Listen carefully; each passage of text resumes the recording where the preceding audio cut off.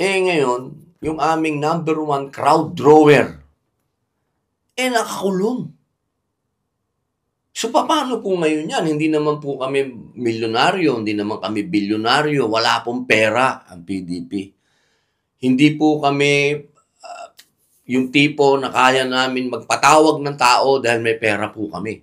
Dumadating po ang tao kapag nandyan si Duterte.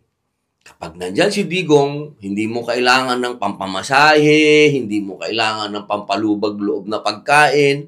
Darating po ang tao, dala nila yung t-shirt nilang pinagawa nila, may dala silang pagkain, ibibigay pa sa'yo. Ganun po yung klase ng pamumulitika ni Rodrigo Roa Duterte. So, kaya ako po nasabi na para kaming inalisan ng ulo.